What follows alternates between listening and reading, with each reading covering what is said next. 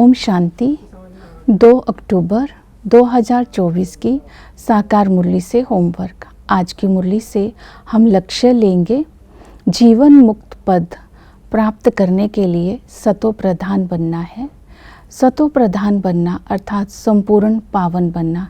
इसके लिए आज हम अटेंशन देंगे धारणाओं के ऊपर, सृष्टि चक्र के ऊपर और याद के ऊपर। धारणा के लिए आज की मुरली में विशेष बाबा ने अटेंशन दिलवाई।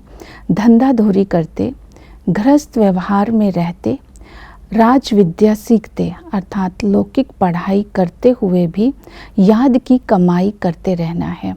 जब हम याद की कमाई करेंगे तो पवित्रता की धारणा होगी।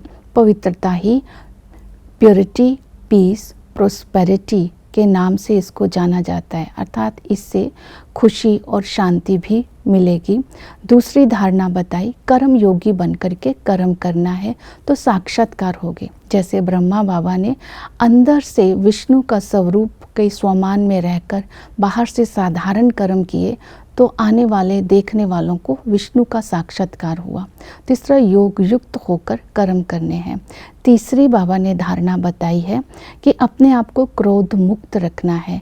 क्रोध मुक्त रखने के लिए विशेष क्रोध के जो कारण है वो है ईर्ष्या, इच्छा। और ईर्ष्या, इच्छा, चिड़चिड़ापन, इससे अपने आप को मुक्त करना है। जैसे कि जब हम किसी को कोई विचार देते हैं, सेवा के लिए ऑफर करते हैं, उस समय वो जो इच्छा में बदल ना जाए, वो विचार, वो संकल्प, तब क्रोध आता है। तो अपने आप को इच्छाओं से मुक्त रखेंगे तो जो ईर्ष्या, चिड़चिड़ापन, क्रोध है उससे हम मुक्त हो जाएंगे। इस धारणा को बुद्धि में रखना है।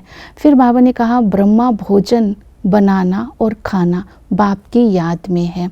जब हम ब्रह्मा भोजन बाप की याद में बनाते हैं तो दूसरों का भी हृदय शुद्ध हो जाता है। ब्रह्मा भोजन बाप की याद में खाते हैं तो ताकत आती है। ब्रह्मा भोजन की कदर भी करनी है, अर्थात उसको वेस्ट नहीं करना है। इस धारणा पर विशेष अटेंशन देना है। तो बाबा ने कहा और मुझे याद करना है तो बेहद का वैराग्य भी रखना है, क्योंकि अब पुरानी दुनिया जाने वाली है, नई दुनिया आने वाली है।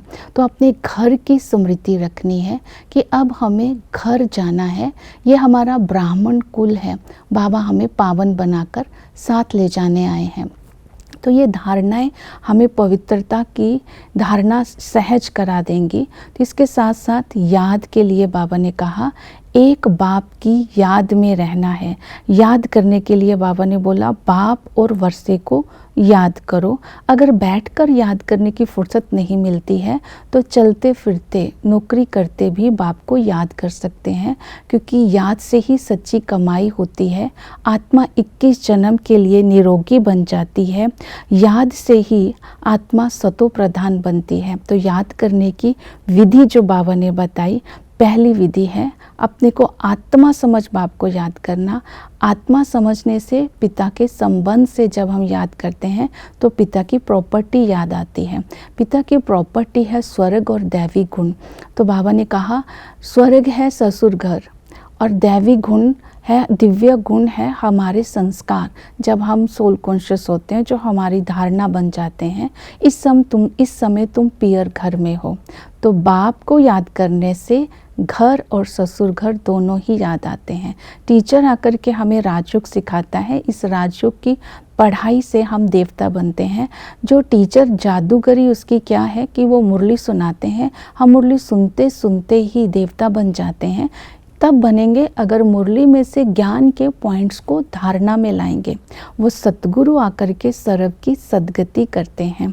तो इस समय हमें बाबा याद करने की भिन्न भिन्न युक्तियाँ बताते हैं। उनको याद करने से ही आत्मा जीवन मुक्त पद को प्राप्त कर सकती है। और चक्र को बुद्धि में फिराते रहना है। चक्र में ये बताया है कि आदि में आत्मा सतो प्रधान थी, तो हम आत्मा ही सतो प्रधान अर्थात गोल्डन एजेड, फिर सतो सिल्वर एज, रजो कॉपर एज, तमो आयरन एज। ये आत्मा की स्टेजेस हैं। इनको बुद्धि में रखना है। जब हम सतो प्रधान थे तब तब हमारी आयु बड़ी थी, हमारे अंदर दैवी गुण थे, सुख ही सुख था, प्योरिटी, पीस, प्रोस्पेरिटी थी।